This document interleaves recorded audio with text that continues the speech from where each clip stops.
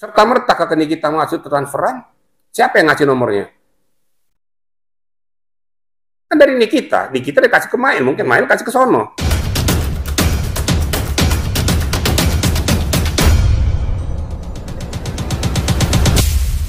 Dr. Reza Gladys melaporkan Nikita Mirzani ke polisi atas tuduhan dugaan pemerasan.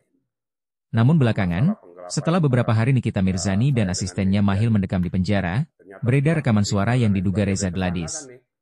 Dalam rekaman suara yang beredar tersebut, diduga Reza Gladys lah yang justru ingin memberikan uang kepada Mahil. Hal itu tampak berbeda dengan laporan Reza Gladys yang membuat Nikita dan Mahil di penjara. Diketahui Reza Gladys mengaku sudah mengalami pemerasan yang dilakukan oleh Nikita dan Mahil. Reza Gladys pun mengaku telah rugi 4 miliar untuk Nikita dan Mahil. Menanggapi hal tersebut, ditemui Cek Kabar Online, mantan Karawasidik Polri yang juga seorang praktisi hukum, Ricky Herbert, memberikan pendapat hukumnya sebagai berikut. Video bukti rekaman dari siapa? Mail dengan Reza Gladys. Oh iya. Jadi gini ya, ada beberapa, ini perlu juga media tahu dan publik tahu. Ada beberapa hal, baik itu percakapan melalui media elektronik, ataupun dalam hal-hal yang bukti-bukti yang mengikat yang tidak perlu dipublikasikan pada saat itu. Nanti itu akan ada nanti di fakta persidangan nanti. Ya. Itu jadi konsumsi penyidik supaya ini jangan nyebar, karena nanti kalau sananya dipublikasikan ada langkah-langkah berikut daripada yang bersangkutan untuk mengcounter ini. Ini kan sudah dipegang dulu. Nanti pada saat di pengadilan dibongkar ini semua, inilah faktanya melalui bukti elektronik tadi. Tapi pertanyaan itu nggak tersebar, Pak. Nah, perlu saya ingatkan ya, kalau udah pernah saya jawab cara saya dulu ya sama media, bukti rekaman itu sudah tersebar, saya yakin itu bukan dari penyidik. Itu sebelum penyidik mengambil itu. Sudah disebarkan dulu oleh yang bersangkutan, siapa itu pihak yang menyebarkan itu kita tidak tahu, tapi saya yakin kan pasti tidak dari penyidik. Kalau sudah sampai di tangan penyidik, tidak akan mungkin dipublikasikan kepada orang lain. Itu jadi konsumsi bahan untuk penyidik nanti untuk lebih memperdalam menganalisis kasus tersebut. Nah, kalau yang menyebarkan tidak perlu dicari, kan gitu. Bisakah dari pihak pelapor itu? Bisa, laporkan saja ke cyber. Untuk melaporkan balik. Bisa, akun siapa yang menyebarkan tuh, berupa akun kah atau WA kah? Kan ada macam-macam, atau Instagram kah? Nanti dilaporkan saja kepada tim cyber, baik Pintia Polda maupun di Mabes, nanti cyber yang akan menindaklanjuti itu. Dia punya hak untuk melaporkan, karena ini kan kenapa dikonsumsi untuk publik, untuk merusak itu semua. Boleh dia keberatan, nggak apa-apa. Tapi yang unsur pidananya kalau ada dong, kalau seandainya dia, kan ada dilarang seseorang mempublikasikan, seperti contoh nih, wawancara saya ini kalau dipotong-sepotong oleh orang, tanpa seizin saya kena undang-undang ITE. Ini perlu sampaikan juga. Jadi tanpa seizin daripada narasumber. Dia memotong. Karena kalau sudah memotong kan berarti diedit. Ada diedit yang tidak cocok, yang tadi aku mau ke pasar terus dipotong tuh. Maunya itu hilangkan ke pasar. Padahal belum tentu ke pasar. Kira-kira gitu.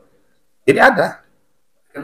ini kan dugaan kan awal ini kan percakapan soal permintaan damai atau pemerasan. Kalau ini dugaan dilakukan oleh R sendiri, Bang. Dan di situ juga viralnya itu kan juga poinnya ada di dalamnya substansinya gitu kan.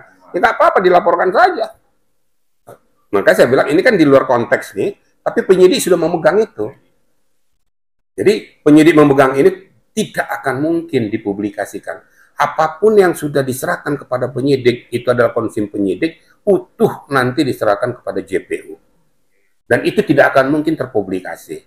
Kalau ada yang mempublikasikan, saya yakin itu sebelum jatuh ke tangan penyidik. Nah, kalau yang bersangkutan keberatan, laporkan saja. Ya, itu laporkan saja pencemaran nama baik, apakah ujaran kebencian, dan lain sebagainya. Kalau mau ke cyber, laporkan ke cyber. Kalau secara pidana bisa saja kena 310-311. Tapi tinggal kita lihat bukti-bukti permulaannya itu mengikat atau tidak. Kira-kira gitu ya.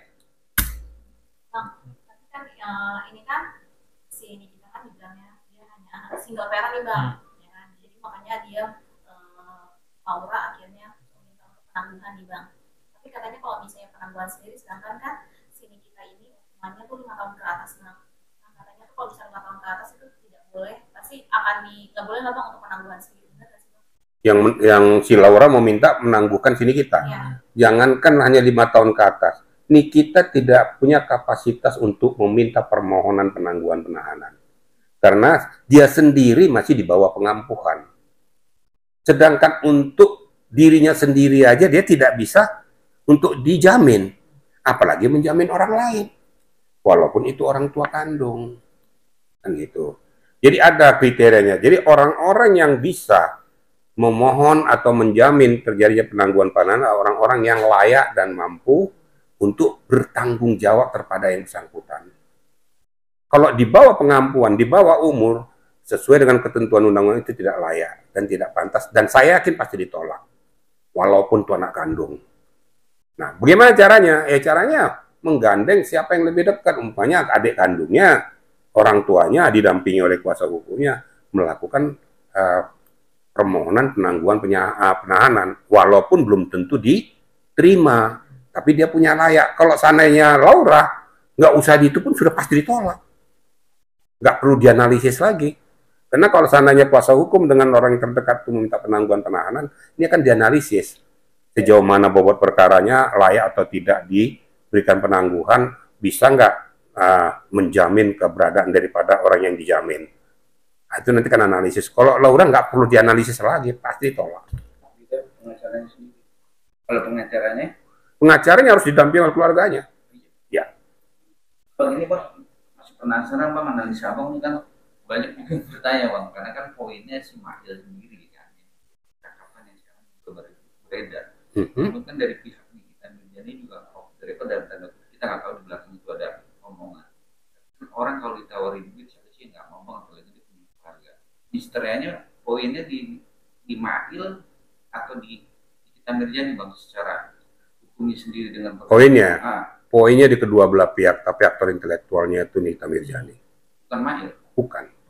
Dia pelaksana aja cuma asisten. Ya, bisa dikatakan seperti itulah. Ya.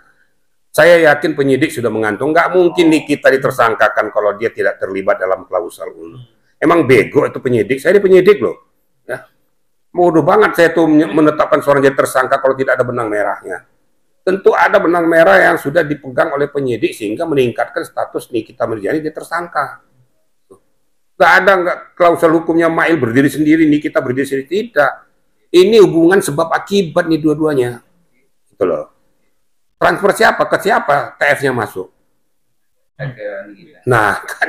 Terus serta-merta ke Nikita masuk transferan, siapa yang ngasih nomornya? Kan dari Nikita dikasih ke Mahil, mungkin Mahil kasih ke sono. Berarti kan ada benang merahnya. Terus terjadi peristiwa itu. Apa itu ujuk-ujuk aja? Kan enggak. Kemudian keluarnya satu petik kata yang dikeluarkan Mahil ini juga pegangan juga itu. Apakah ini buat nutup mulutnya Nikita Mirzani? Sudah panjang tuh, bobotnya sudah panjang itu. Tapi saya yakin di luar daripada itu, semuanya itu sudah dikantongi penyidik. Semua sudah dapat, semua, baik itu percakapan, baik dari TikTok, baik Instagram, ataupun dari yang lain-lain, ya itu sudah didapat penyidik. Kemudian hasil berita acara, kemudian hasil daripada cross check. Karena kedua belah pihak harus di cross check, baik Nikita maupun Mahil. Ketahuanlah di situ jawaban Mahil apa, jawaban ini apa. Kemudian kemana larinya? Ya larinya objeknya si Reza. Makanya kenalah dua-dua ini kan gitu. Nah cuma itu sekali lagi saya katakan, jangan terlalu lama, Reza harus segera diperiksa. Saya selalu begitu loh. Saya nggak milah siapa-siapa. Jadi intinya tanggal bebaskan Nikita Mirzani untuk penyidik tidak gentar ya? Oh tidak gentar.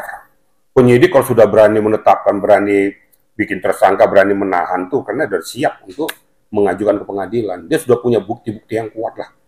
Nggak serta-merta dia lakukan itu loh. Apalagi ini kan sudah jadi konsumsi publik, nggak sembarangan gitu loh. Jadi percayakan aja lah kepada penyidik ya. Bukan gara-gara saya tuh mantan penyidik juga, enggak. Karena saya tahu kerja mereka apa gitu loh. Apalagi sudah menjadi sorotan orang. Mereka melangkah juga harus hati-hati. Yakin dan percayalah, makanya semua hal-hal yang berbau positif kita sama-sama dukung. Kan gitu. Semua yang kira-kira yang bermuara kepada tindak pidana harus dikuat. Jangan dibiarkan. Jadi menentukan nanti hakim terkuat. Pasti. Jadi kalau sudah diserahkan ke JPU, itu berarti seluruhnya, baik itu barang bukti dan tersangkanya sudah diserahkan ke JPU. JPU sudah menganggap bahwa itu sudah memenuhi unsur, memenuhi syarat untuk diajukan ke pengadilan. Sehingga nanti JPU mempelajari, menyiapkan dakwaan, dan menyiapkan tuntutannya. Tinggal nanti bermuara di pengadilan. Bersesuaian nggak? Hakim yang memeriksa, hakim yang menelaah, dan hakim yang akan memutuskan. Kalau sudah keputusan hakim, apapun itu kita harus yakin dan percaya. Karena dia sudah berkekuatan hukum tetap. Ini yang selalu suka ya, terlepas daripada oknum ya. Oknum hakimnya gimana. Tapi kalau sudah bermuara ke situ, kita sama-sama hormati.